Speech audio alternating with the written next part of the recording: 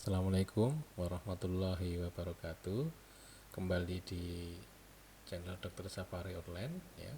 Kali ini kita akan membahas permasalahan aluminium hidroksida pada vaksin CoronaVac ya.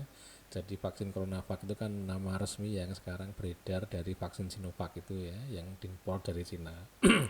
Nah, kenapa kita bahas permasalahan ini ya? Kenapa? Karena kok ada istilah aluminium ya pada vaksin CoronaVac ini ya. Jadi nanti itu yang kita bahas, ada apa gitu ya. Nah, isi pembahasannya nanti adalah pertama tentang isi dari vaksin CoronaVac ini apa isinya gitu. Terus mengapa ada aluminium hidroksida gitu ya. Terus apa fungsinya ya. Terus mekanisme kerjanya aluminium hidroksida itu secara umum bagaimana gitu. Kemudian ada nggak efek buruk dari aluminium hidroksida ini gitu. Kemudian terus aluminium hidroksida pada CoronaVac ini untuk apa gitu. Ya, itu yang mau kita bahas ya. Yang pertama, nah ini coba dilihat di sini, ini adalah komposisi dari CoronaVac ya. Komposisi dari CoronaVac ini, CoronaVac ya. Isinya itu setiap setengah cc mengandung virus corona yang diinaktifkan atau dimatikan ya. Kemudian ini ada aluminium hidroksida. Nah, ini yang mau kita bahas ya. Ini isinya ini. Ya. Nah, ada apa ini? Ya, nanti kita lihat. Nah, mengapa ada aluminium hidroksida ya? Nah, ternyata aluminium hidroksida pada CoronaVac itu dipakai sebagai adjuvan ya. Apa tuh adjuvan itu? Adjuvan itu yang kedua ini. Adjuvan itu adalah zat yang dipakai untuk meningkatkan respon imun terhadap antigen dari vaksin ya. Nah, kenapa digunakan aluminium hidroksida ya?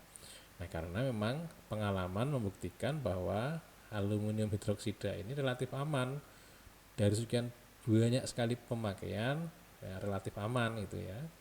Dan kalau dibandingkan vaksin ya, kalau diberi adjuvan tanpa dengan diberi adjuvan itu ternyata vaksin yang dicampur dengan adjuvan itu memunculkan respon antibodi yang lebih cepat, menimbulkan respon antibodi yang lebih banyak, dan bisa antibodi yang dihasilkan itu bertahan lebih lama ya jika dibandingkan tanpa adjuvan gitu ya.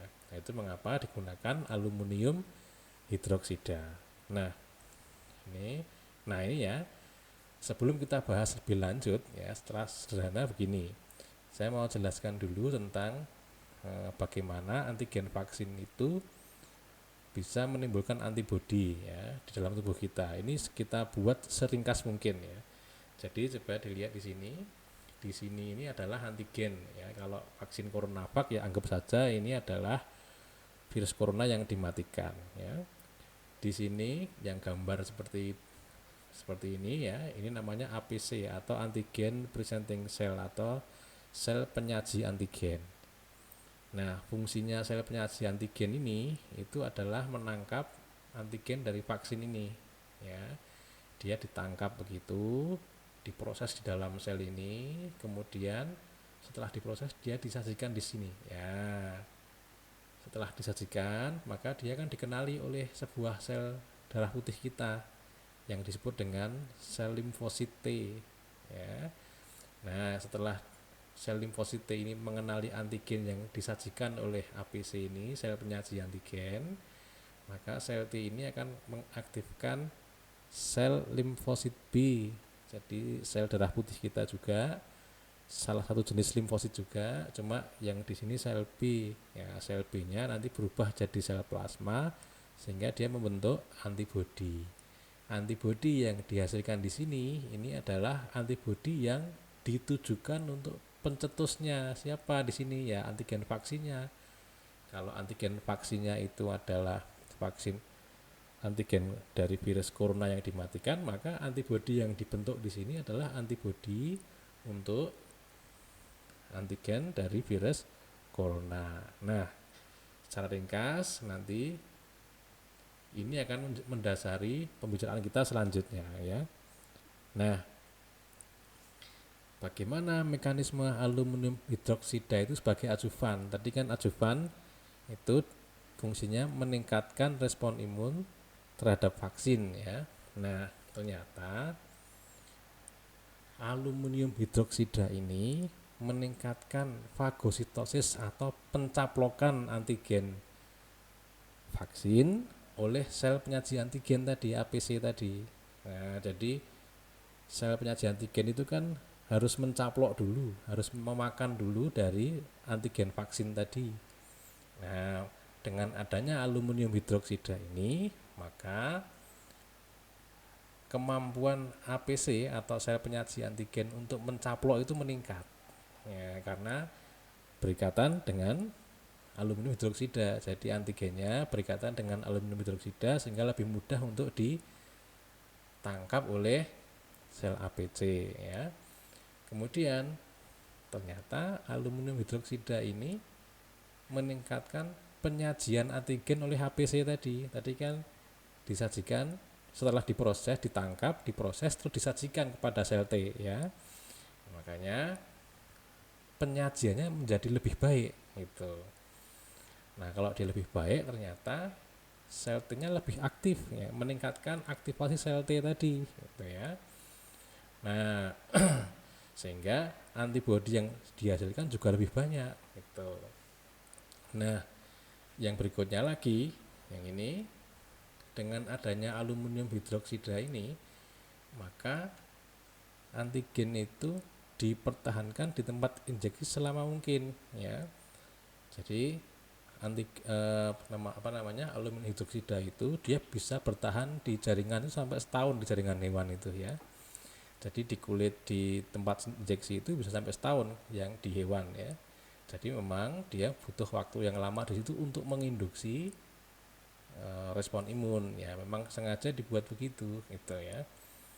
Nah, karena dia bisa bertahan lama di situ, maka di tempat suntikan ya, maka banyak nanti dia akan menimbulkan peradangan ya.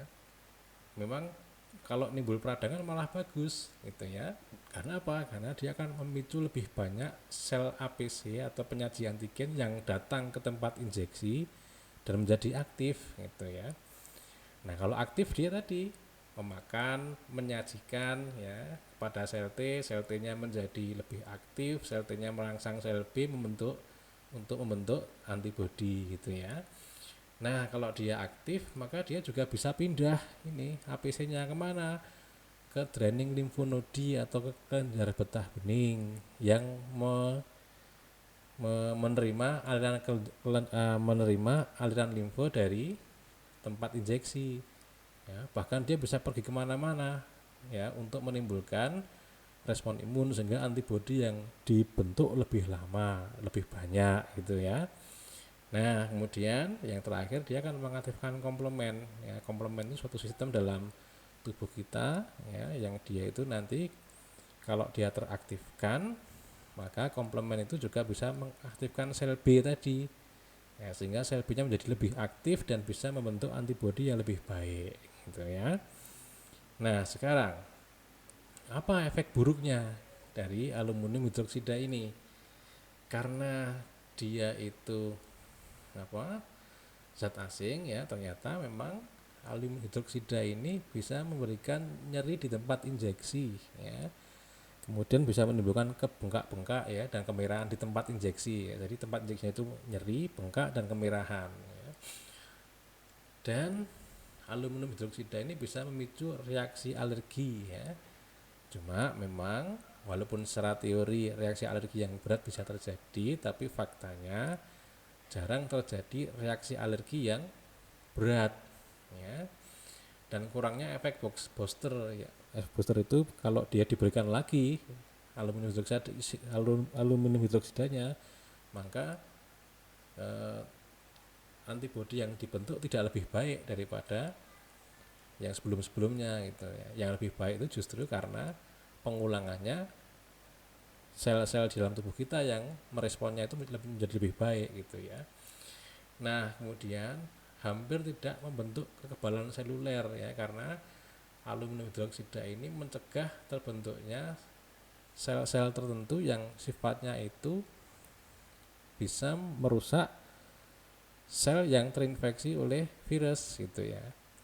Nah, jadi memang aluminium hidroksida ini mencegah terjadinya kekebalan seluler ya, tetapi menimbulkan pembentukan antibodi yang sangat baik gitu ya. Nah, memang dengan virus yang dimatikan ini tujuan utamanya adalah membentuk antibodi yang banyak ya, sehingga kalau ada virus yang masuk, maka virus itu akan ditangkap oleh antibodi sebelum masuk ke dalam sel tubuh kita ya. Nah, kekurangan yang terakhir adalah ini tidak bisa segera dibuang oleh tubuh gitu ya. Jadi karena dia memang pelan-pelan membuangnya, itu didegradasinya pelan-pelan ya, bisa sampai setahun baru hilang gitu ya. Nah, aluminium hidroksida pada CoronaVac dipakai untuk apa? Ya memang dipakai untuk meningkatkan pembentukan antibodi netralisasi. Apa itu antibodi netralisasi itu? Antibodi netralisasi itu adalah antibodi yang bisa menetralkan virus corona ya. Walaupun menimbulkan efek samping, tapi memang efek sampingnya itu ringan ya, berupa nyeri di tempat injeksi seperti yang dilaporkan dalam penelitian-penelitian ya, bahwa yang ditimbulkan efek sampingnya yang paling banyak adalah nyeri di tempat injeksi ya. Saya kira itu dulu apa yang bisa saya sampaikan, mudah-mudahan bermanfaat. Assalamualaikum warahmatullahi wabarakatuh ya, terima kasih.